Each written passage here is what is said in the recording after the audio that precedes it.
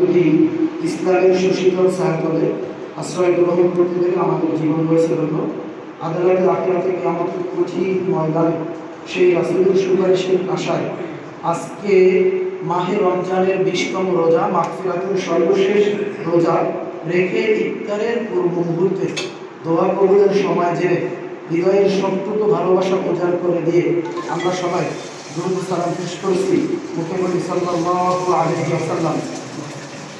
সম্মানিত উপস্থিতি, যেহেতু ইফতারের সময় খুব বেশি নাই, আমরা এই পর্যায়ে সংক্ষিপ্ত আলোচনা শুনব।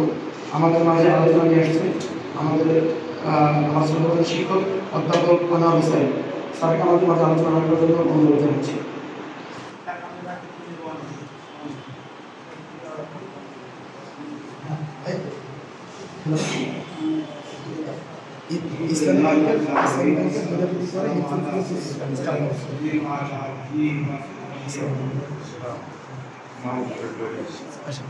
দোতলা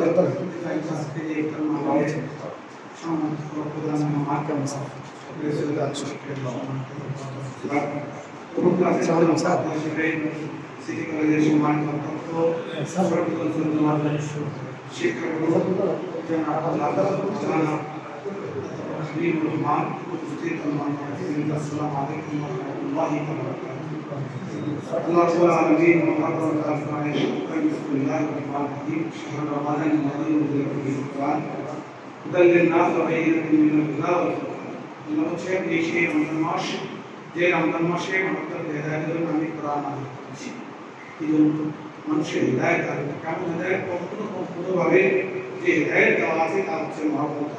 রমজান মাসে এত গুরুত্ব এবং তাৎপর্য এবং গুরুত্ব যা কিছু আছে তা কেবলমাত্র রব্বুল আলামিন এই রমজান মাসে কোরআন নাযিল করেছেন। সেই জন্য আমি সম্মানিত অতিথিদের দৃষ্টি আকর্ষণ করতে চাই যে আসলে আমরা যে সিয়াম সাধনা করছি অনেক কষ্ট করে, এর মূল উদ্দেশ্য হচ্ছে তাকওয়া অর্জন করা। আল্লাহ রাব্বুল আলামিন শাহরু রমাদান শাহরুল কুতিবা আলাইকুমুস সিয়াম কামা কুতিবা আলাল লাযিনা মিন ক্বাবলিকুম লাআল্লাকুম তাত্তাকুন।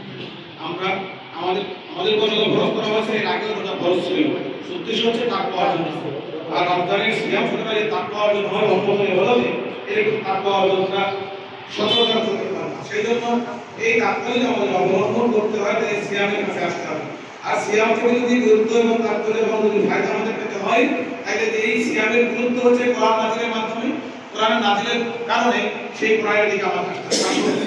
আমরা সেই কোরআন নিজেরা বুঝি, নিজেরা আমল করি। এই জন্য বলি কোরআন পড়ি, কোরআন বুঝি এবং কোরআনের সমাজ নির্মাণের জন্য যেন চেষ্টা করতে পারি। তাহলে রমজানের ফায়দা রব্বুল আলামিন আমাদের নসিবে দিবেন।